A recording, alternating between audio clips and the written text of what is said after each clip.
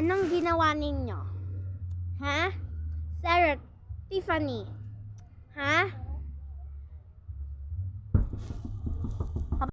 Thank you po sa magpapasok, Miss Principal. Alam ko po bakit po sila nag-away. Kasi po, si Stephanie po, bila niya po sinabunutan si Sarah. Nanghihirap lang po si Sarah ng headband. Bila niya po sinabunutan.